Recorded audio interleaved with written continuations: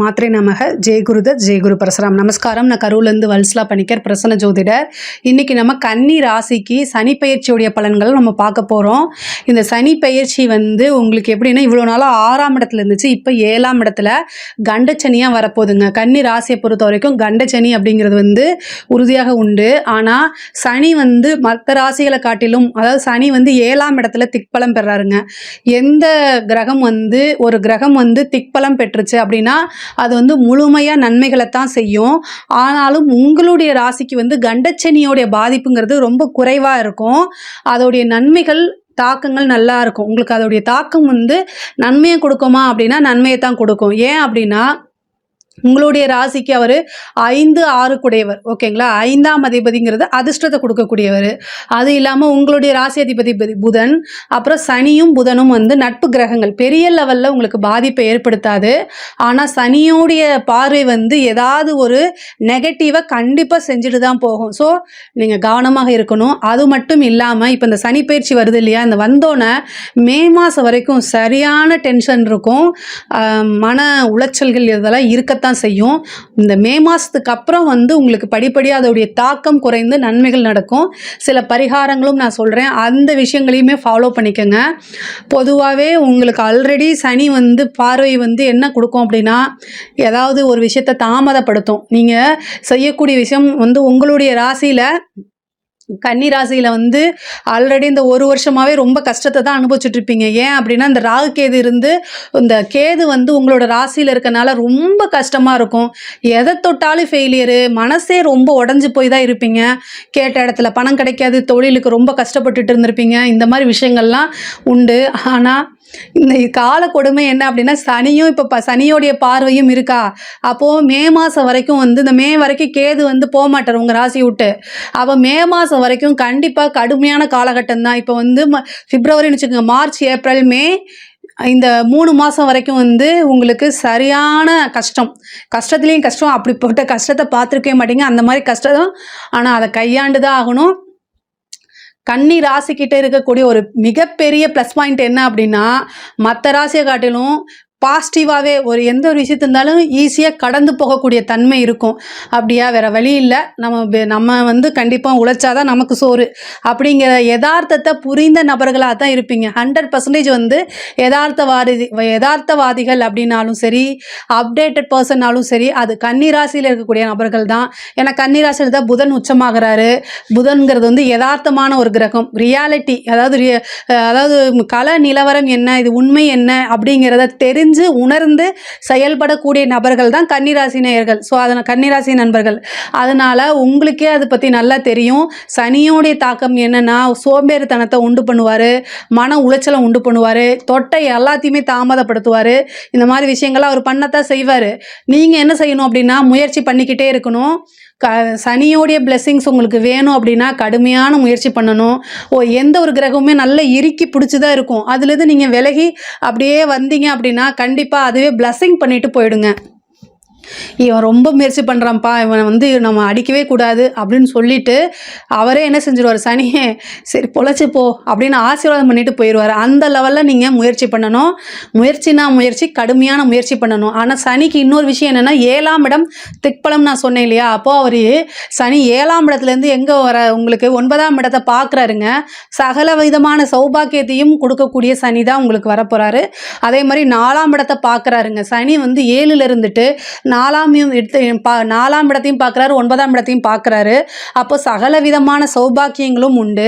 சில சொத்துக்களும் வாங்கி சேர்க்கக்கூடிய காலகட்டம். இந்த சனியோடைய தன்மையில் எது ஒரு விஷயம் நடக்குதோ அது வாழ்நாள் ஃபுல்லாக நம்மளை விட்டு போகாது. அது நல்லதாக இருந்தாலும் சரி, கெட்டதாக இருந்தாலும் சரி, கெட்ட இன்சிடெண்ட்டாக இருந்தாலும் நம்ம சாகிற வரைக்கும் அந்த விஷயத்தை மறக்கவே முடியாது. நல்ல விஷயமா இருந்தாலும் அது நம்ம சாகிற வரைக்கும் நம்மளை விட்டு போகவே போகாது. அதனால் 7ஆம் இடத்துல சனி வந்திருக்கும் போது கல்யாணம் பண்ணிடுங்க. கண்டிப்பாக சொல்கிறேன், பிரிஞ்சே போக முடியாது. எவ்வளோதான் இருந்தாலும் சரி அது சகிச்சுக்கிட்டு உங்கள் கூடயே வாழ்வாங்க. அந்த மாதிரி அமைப்பை கொடுத்துரும். சனி 7ஆம் இடத்துக்கு வந்திருக்கிறது நல்ல பார்ட்னர்ஷிப்பை அமைச்சு கொடுக்கும். அந்த பார்ட்னர் உங்களுக்கு கடைசி வரைக்கும் வாழ்நாள் ஃபுல்லாக இருக்கக்கூடிய பார்ட்னராக இருப்பாங்க. பொதுவாக கன்னி ராசிக்கு 7ஆம் இடம் பாதகமாக இருக்குது. ஆனால் சனி அங்கே வந்து உட்காந்துருக்க இந்த 2 வருஷ காலகட்டத்தில் நல்ல பார்ட்னரு, நல்ல மேரேஜ், இது எல்லாமே உங்களுக்கு கண்டிப்பாக ஷூராக நடக்கும். ஆனால் அதுக்கு உண்டான முயற்சிகளை பண்ணுங்கள். தாமதப்பட்டாலும் உங்களுக்கு நல்லது தான் கிடைக்கும். அதாவது பிஸ்னஸை பொறுத்த வரைக்கும் உங்களுக்கு நல்லா தான் இருக்க போகுது. புதுசாக பார்ட்னரு, நல்ல இன்கம், இதெல்லாமே கிடைக்கும். 9ஆம் இடத்தை பார்க்குறாரு. சகல விதமான சௌபாக்கியங்களும் வந்து சேரக்கூடிய காலகட்டம் தான். இவ்வளோ நாளாக கஷ்டப்பட்டுட்டு இருந்ததுக்கு ஒரு நல்ல பலன்கள் இப்போ கிடைக்கும். ஆனால் சனி வந்து உங்களுக்கு நட்பு கிரகம்ங்கிறதுனால தீமைகள் வந்து கொஞ்சம் குறைவாக இருக்கும், நன்மைகள் கொஞ்சம் தூக்கலாகவே இருக்கும். ஏன்னா அதுக்கு உண்டான முயற்சிகளை நீங்கள் போடுவீங்க. அதாவது புதன்கிழமை வெற்றிலை மாலை, ஆஞ்சநேயருக்கு வெற்றிலை மாலை சாத்தி அவரை வழிபாடு பண்ணுங்கள். ரொம்ப ரொம்ப நல்லது. தொழில் ரீதியாக நீங்கள் நல்ல டெவலப்மெண்ட்டு அப்படின்னா இப்போ அது வந்து கரியமாணிக்க பெருமாள், நீலமேக பெருமாள், இந்த பெருமாளை வந்து வழிபாடு பண்ணுங்கள். அது ரொம்ப ரொம்ப ரொம்ப நல்லது. குலதெய்வ வழிபாடு பண்ணுங்கள். 5 குடைவர் யார் உங்களுக்கு? உங்கள் ராசிக்கு 5 குடைவர் சனி. அப்போது குலதெய்வ வழிபாடு பண்ணுங்கள். உங்களுக்கு ஒரு நல்ல அதிர்ஷ்டம் கிடைக்கணும், திடீர்னு நல்ல மேரேஜ் ஆகணும் அப்படின்னா, ஒரு சிலருக்கு லவ் மேரேஜ் எல்லாம் ஆகுங்க. அந்த மாதிரி ஆகணும் அப்படின்னா குலதெய்வ வழிபாடு ரொம்ப ரொம்ப முக்கியம். அதே மாதிரி பெருமாள், நீலமேக பெருமாள், கரியமாணிக்க பெருமாள், இந்த 2 பெருமாளையுமே பிடிச்சி வச்சுக்கோங்க. யாருக்காவது சனி தசை நடக்குதுன்னா சொல்லுங்கள். அதாவது நல்ல அதிர்ஷ்டம் அப்படிங்கிறது தானாக தேடி வரப்போகுது. ஏன்னா 5 குடையவர் தான் 7ல் வந்து உங்களுக்கு உட்கார்றாரு. அப்போது சனி தசை நடக்குது அப்படின்னா இது சூப்பரான காலகட்டம். சனியோடைய பார்வை உங்கள் ராசிக்கு வர்றது நல்ல விஷயம்தான். ஆனால் உங்கள் ராசி அமைப்புப்படி எல்லாமே நல்லது தாங்க. நல்ல பொருளாதார வளர்ச்சி உறுதியாக உண்டு. புதுசாக வந்து தொழில் தொடங்குறதுக்கு உண்டான அமைப்பை அவர் ஏற்படுத்தி கொடுப்பாரு. ஒரு சிலருக்கு வந்து ப்ரமோஷன்ஸ், உத்தியோகத்தில் இருக்கவங்களுக்கு நல்ல ப்ரமோஷன் கிடைக்கும். அரசாங்க உத்தியோகத்தில் இருக்கவங்களுக்கு இது சூப்பருங்க. 7ஆம் இடத்துல திக்பலத்தில் வந்து உட்காந்துருக்கு. அரசாங்கம் யாரெல்லாம் கையெழுத்து போட்டு சம்பளம் வாங்குறீங்களோ அவங்களுக்கு எல்லாமே வந்து பொருளாதார ரீதியாக மிகப்பெரிய வளர்ச்சி அப்படிங்கிறது உறுதியாக உண்டு. மிகப்பெரிய லெவலில் யோகமும் காத்துக்கிட்டு இருக்கு. அரசியல்வாதிகளுக்கு சொல்லவே வேண்டாம். கன்னி ராசியில் யாராவது அரசியல்வாதிகள் இருக்கிறாங்க அப்படின்னா கமெண்ட்ஸில் நீங்கள் சொல்லுங்கள். அவங்கெல்லாம் மிகப்பெரிய லெவலில் யோகத்தை பெற இந்த 2.5 வருஷத்தில் வந்து ஒரு பெரிய பதவியில் போய் உட்காருவீங்க. சனி அப்படின்னா தான் பொதுமக்கள்ங்க. இந்த சனியும் சந்திரனும் செய்கிறது வந்து புணர்ப்பு தோஷத்தை உண்டு பண்ணும் தான், இல்லைன்னு சொல்ல. ஆனால் யாருக்கெல்லாம் புணர்ப்பு தோஷம் இருக்கோ அவங்க தான் மிகப்பெரிய லெவலில் சாதிச்சிருக்காங்க. சனி சந்திரனுங்கும் போது தான் வந்து எம்ஜிஆரே வந்து அரசியலில் பெரிய லெவலில் ஜெயிச்சார். அப்படிலாம் இருக்குது, அப்படி தான் இருந்திருக்கு. கோச்சார ரீதியாக அந்த டைமில் வரும்போது சினிமா நடிகர் ஒரு அரசியலில் வந்து முதலமைச்சர் ஆவாரம் கேள்விப்பட்டிருக்கீங்களா? இது எல்லாமே சனியோடைய கொடுத்தது தான். ஆனால் அவர் என்னென்னா கொஞ்சம் நெஞ்சம் இல்லை, நிறைய கஷ்டப்பட்டு தான் வந்தார். அது மாதிரி கஷ்டப்படவும் நீங்கள் தயாராக இருக்கணும். எந்த ஒரு விஷயமுமே கிடைக்காது. கன்னி ராசிக்காரங்க அதை நல்லா புரிஞ்சுக்கிட்டவங்க தான்.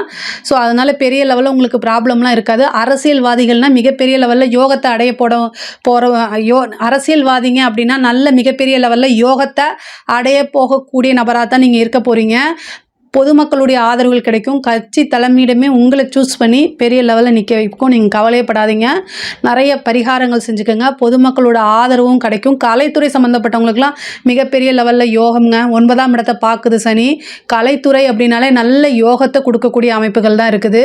ஒரு பெரிய லெவலில் பாராட்டு, விருதுகள், உயரிய விருதுகள், இது எல்லாமே கிடைக்கும். கன்னிராசியை பொறுத்த வரைக்கும் கண்டச்சனி அப்படிங்கிறது வந்து நல்ல யோகமாக தான் உங்களுக்கு அமைய போகுது. ஏன்னா உங்கள் ராசிக்கு அவர் 5 குடையவராக இருக்கார். 5ஆம் அதிபதி வந்து உங்களுக்கு 9ஆம் இடத்தை பார்க்குறது மிகப்பெரிய யோகம். தெய்வ அனுகூலமும் தெய்வ பலமும் இந்த காலகட்டத்தில் உங்களுக்கு கூடுதலான பலன்களை கொடுக்கும். மிகப்பெரிய லெவலில் யோகத்தையும் கொடுக்கும். வண்டி வாகனங்களை போகும்போது கவனமாக இருங்க.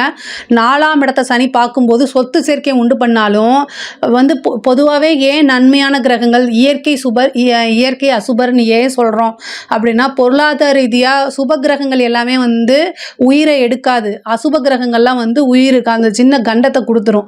அதுக்காக தான் அந்த அசுப கிரகம்னு பிரித்து வச்சுருக்காங்க. இந்த சனி, செவ்வாய், ராகு இதெல்லாம் அசுப கிரகம்னு பிரித்து வச்சுருக்காங்க. ஏன் அப்படின்னா பொருளாதாரத்தை அதை நல்லா உயர்த்தி கொடுக்கும். அதே நேரத்தில் வேறு எதையாவது பண்ணி விட்டுரும். அதுக்காகத்தான் வந்து சனியோட இதை வந்து நம்ம பயப்படுறோம். சனி வந்து 4ஆம் இடத்தை பார்க்குது. வண்டி வாகனங்களை போகும்போது கவனமாக போங்க. நீங்கள் கரெக்டாக தான் போவீங்க. ஆனால் உங்களுடைய நேரம், உங்களுடைய கிரகம் என்ன ஆகும் அப்படின்னா, யாராவது எதிர்த்த மாதிரி தண்ணியை போட்டு வந்துட்டு பிரச்சனை பண்ணுவாங்க. அதனால் ரொம்ப ரொம்ப கவனமாக போங்க. ரொம்ப சேஃபாக போங்க. கன்னி ராசியில் இருக்கக்கூடிய ஆண்களாக இருந்தாலும் சரி, பெண்களாக இருந்தாலும் சரிங்க, வண்டி வாகனங்களில் போகும்போது ரொம்ப ரொம்ப கவனமாக போங்க. அந்த கடுமையான காலகட்டங்கள் இப்போ நடந்துட்டுருக்கு. அதனால் ரொம்ப ஜாக்கிரதையாக போங்க. சனி திசை நடக்கிறவங்க கூடுதல் கவனம். முடிஞ்ச அளவுக்கு பஸ்ஸில் போயிட்டு வாங்க. எப்போவுமே கவனமாக இருங்க. அதாவது நடந்து போனால் கூட கவனமாக இருங்க. சனி திசை நடக்கிறவங்க காளி வழிபாடு பண்ணுங்கள், ஆஞ்சநேய வழிபாடு பண்ணுங்கள். தெய்வ பலத்தை நீங்கள் பண்ணும்போது தலைக்கு வர்றது தலைப்பாயோடு போகும். அதே மாதிரி வீடு வாகனங்கள் வாங்கக்கூடிய அமைப்பு, புதுசாக வாகனங்கள் வாங்கக்கூடிய அமைப்பு, வீடு கட்டக்கூடிய யோகம் சில பேருக்கு. ஆல்ரெடி வீடு கட்டின பழைய வீட்டை வாங்கி ரெனோவேஷன் பண்ணி அதில் புதுசாக குடியேறது, இந்த மாதிரி அமைப்பெல்லாம் சூப்பராக கிடைக்கும். வீடு வாங்குறதுக்கு என்கிட்ட காசே இல்லை அப்படின்னா கொஞ்சம் சேவிங்ஸ் இருந்தாலும் கடன் ஈஸியாக கிடைக்கும். ஏன்னா 6 சனி தான் உங்களுக்கு. கடனுக்கு அதிபதியே உங்கள் ராசிக்கு சனி தான். அவர் 4ஆம் வீட்டை பார்க்கறதுனால ஒரு கடன் வாங்கி வீடு வாங்கக்கூடிய அமைப்பும் யோகமும் உங்களுக்கு. ஒரு லோன் எடுத்து வீடு வாங்கக்கூடிய அமைப்பு யோகம், வண்டி வாகனங்கள் வாங்கக்கூடிய யோகம், இது எல்லாமே இருக்குது. படிக்கக்கூடிய குழந்தைகள் ரொம்ப கவனமாக இருக்கணும். ஞாபகத்திறன் போயிடும், படிப்பில் ஆர்வமே இருக்காது. எப்படா இந்த காலேஜை முடிச்சுட்டு வருவோம், எப்படா ஸ்கூலை முடிச்சுட்டு வருவோங்கிற எண்ணங்கள் ஏற்படும். புக்கை திறந்தா இன்ஸ்டா பார்க்கலாமான்னு தோணும். இன்ஸ்டா தான் பார்த்துக்கிட்டு இருப்பீங்க, ரீல்ஸாக தள்ளிக்கிட்டு இருப்பீங்க. இது எல்லாமே ஒன்று ஞாபகம் வச்சுக்கோங்க. கன்னி ராசி எவ்வளோ இன்டெலிஜென்ட்டாக இருந்தாலும் சரி, புத்திசாலியாக இருந்தாலும், அறிவாளியாக இருந்தாலும், படித்தாதான் நமக்கு சோறு அப்படிங்கக்கூடிய தன்மையில் நீங்கள் இருந்துக்கணும். ஒரு தடவைக்கு 2 தடவை நல்லா படிக்கணும். இல்லை அப்படின்னா நீங்கள் கரை சேர முடியாது, நீங்கள் நினச்ச இலக்கை அடைய முடியாது. அதனால் கண்டிப்பாக படிக்கணும். நல்லா தெய்வ வழிபாடு பண்ணிவிட்டு படிங்க. அதுக்குண்டான ப்ராக்டிஸ் எடுத்துக்கோங்க. இது எல்லாமே உங்களுக்கு ஓரளவு இந்த சனியோடைய தாக்கத்துலேருந்து உங்களையே இது பண்ணும். பொதுவாக சனி சந்திரனை பார்க்குறாரு, உங்கள் ராசியை பார்க்குறாரு இல்லையா? இந்த கிரக சேர்க்கைக்கு பேர் என்ன அப்படின்னா புணர்ப்பு தோஷம். 2.5 வருஷம் உங்களுக்கு புணர்ப்பு தோஷம் இருக்குது. இந்த புணர்ப்பு தோஷம்னா என்னென்னா எல்லாத்தையுமே தாமதப்படுத்தி விடுறது. அப்போ நீங்கள் அதில் என்னென்னா அந்த தன்மை என்னென்னா குறைக்கணும் அப்படின்னா அன்னதானம் பண்ணுங்க. இந்த சனியும் சந்திரனும் சேர்ந்துருந்தா புணர்ப்பு தோஷம்ங்க. இந்த புணர்ப்பு தோஷத்துக்கு என்ன வழி அப்படின்னா அன்னதானம் பண்ணுறது தான் மிக சிறந்த வழிங்க. அன்னதானம்னா உங்களுடைய, அதாவது நட்சத்திரம் வருது இல்லையா, மாதத்தில் ஒரு நாள் ஒருத்தருக்கு சாப்பாடு வாங்குங்க. அண்டா குண்டாவா சோறை எடுத்துகிட்டு போய் கொண்டு போய் கொடுக்கறதுக்கு பேரில் அன்னதானம் இல்லை. பசி உள்ளவர்களுக்கு அதை அறிந்து ஒருத்தருக்காவது தானம் கொடுப்பது சாப்பாடு. இங்கே பாருங்கள், உங்கள் ஆஃபீஸில் வேலை செஞ்சுட்டு இருக்காங்க, பக்கத்தில் வா மச்சான் சோறு வாங்கி கொடுக்குறேன்னு சொல்லி கூட்டிகிட்டு போகிறதுக்கு பேர் அன்னதானம் கிடையாது. நிறைய பேர் இதைத்தான் செஞ்சிட்ருக்கீங்க. அன்னதானம்னு என்னென்னா உண்மையாலுமே ஆதரவற்றவர்கள் ரோட் சைடில் இருக்கிறாங்க, உங்களால் நிறைய செலவு பண்ண முடியாது, காசு இல்லை அப்படின்னா ஒருத்தருக்கு ஒரு இட்லியாவது 2 இட்லியாவது இல்லை ஒரு பிரியாணி அவங்க என்ன கேட்குறாங்களோ வாங்கி கொடுத்துருங்க. ஆனால் அவங்களுக்கும் உங்களுக்கு எந்த சம்மந்தமே இருக்கக்கூடாது. அவங்களுக்கு தெரியாது, எந்த வகையிலையும் ஃப்ரெண்டாவோ ரிலேஷன்ஷிப்பாவோ எந்த விதத்துலையும் இருக்கக்கூடாது. பார்த்துக்கோங்க. ஏன்னா அன்னதானம்னா இதுதான் நிறைய பேத்துக்கு தெரிய மாட்டேங்குது. கோவிலில் கொண்டே கொடுக்குறாங்க, அது நல்லது தான், நான் இல்லைன்னு சொல்ல. கொடுத்துட்டு அன்னதானம்ங்கிறாங்க. அதாவது உண்மையாலுமே நீங்கள் கொடுக்கக்கூடிய சாப்பாட்டை வேஸ்ட்டு பண்ணாமல் சாப்பிடணுங்க. அப்படி இருந்தால் தான் அது உங்களுக்கு தானத்தில் சேரும். அந்த சாப்பாடை கொண்டு எங்கேயாவது கொட்டிட்டாங்க அப்படின்னா கண்டிப்பாக அது தோஷமாக தான் மாறும். இதை நான் சொல்லிடுறேன். கோவிலில் இருந்தால் மடப்பள்ளியில் கொண்டு இது பண்ணுறீங்க, இந்த கோவிலில் கொடுக்குறது அதெல்லாமே நன்மை தானே, இல்லைன்னு சொல்லலை. அதனால் பண்ணுற அளவுக்கு உங்களுக்கு வசதி இருந்துச்சுன்னா தாராளமாக பண்ணிக்கங்க. ஆனால் அந்த சாப்பாடை ஒருத்தர் கூட வேஸ்ட்டு பண்ணவே கூடாது. இந்த இலை போட்டு பண்ணுறாங்களா அந்த மாதிரி பண்ணுங்க. ஆனால் அந்த மாதிரி பண்ண முடியல அப்படின்னா மாதத்தில் ஒரு நாள் உங்களோட நட்சத்திரம், உத்தர நட்சத்திரம், அஸ்த நட்சத்திரம், சித்திரை நட்சத்திரம், இந்த நட்சத்திரம் வர அன்னைக்கு நீங்கள் கொண்டு போய் சாப்பாட்டை என்ன செய்யுங்க அப்படின்னா ஒருத்தருக்காவது, யாருன்னே தெரியாதவர்களுக்கு, பசி உள்ளவர்களுக்கு வாங்கி கொடுங்க. நல்ல சாப்பாடாக வாங்கி கொடுங்க. திருப்தியாக மேக்ஸிமம் 100 ரூபா இருக்குமாங்க, அன்றைக்கி அந்த 100 ரூபா செலவு பண்ணிடுங்க. அது மிகப்பெரிய லெவலில் உங்களுக்கு அதிர்ஷ்டத்தை கொடுக்கும். இந்த தோஷம் வேலை செய்யாது. நீங்கள் தொட்ட காரியங்கள் எல்லாமே சக்ஸஸாக மாறும். அதே மாதிரி 5 குடையவர் 7ல் போய் உட்காந்துருக்காரு. காதல் சம்மந்தப்பட்ட விஷயங்களில் ஏமாற்றம் ஒரு சிலருக்கு நடக்கும், ஒரு சிலருக்கு சக்ஸஸ் ஆகுங்க. 2மே நடக்குங்க. சனி திசையோ சனி புத்தியோ அல்லது சனி திசையில் புதன் புத்தியோ இந்த மாதிரி ஏதாவது நடக்குது அப்படின்னா துரோகம் நடக்கும். இல்லை இந்த மாதிரி வெறும் சனி திசை தான் நடக்குது அப்படின்னா திருமண பிராப்தத்தை ஒரு சிலருக்கு கொடுத்துரும்.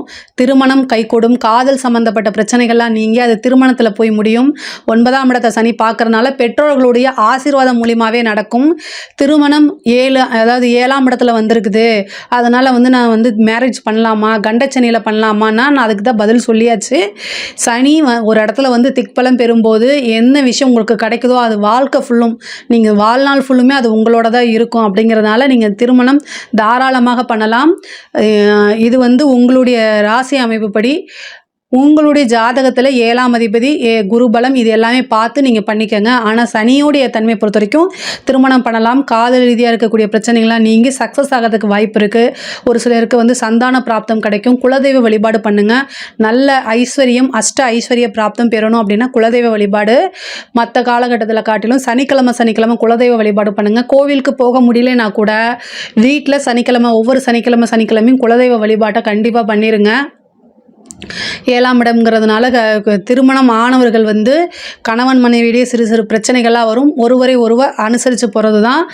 அமைதியாக போகணும், அனுசரித்து போகணும். பொதுவாகவே கன்னி ராசிக்கு மேரேஜ் லைஃபுங்கிறது வந்து 100% சக்ஸஸ் நான் சொல்லவே மாட்டேன். 7ஆம் இடம் பாதகமாக வரதுனால மேக்ஸிமம் ஆஃப் கன்னிராசிக்காரங்களுக்கு திருமண வாழ்க்கையில் தங்களுக்கு தகுந்த மாதிரி பார்ட்னர்ஸ் கிடைக்க மாட்டாங்க. தங்களை புரிஞ்ச மாதிரி பார்ட்னர்ஸ் கிடைக்க மாட்டாங்க. இது வந்து என்ன 50% தான் சக்ஸஸ் ஆகும், 50% ஃபெயிலியர் ஆயிரும். இது எல்லாமே வந்து கன்னிராசிக்கு நிறைய பேருக்கு அப்படி தான் இருக்குது 7ஆம் இடம் பாதகம்னால. ஆனால் இந்த காலகட்டத்தில் அமைதியாக போங்க. இருக்கக்கூடிய வாழ்க்கையும் தொலைச்சிடக்கூடாது.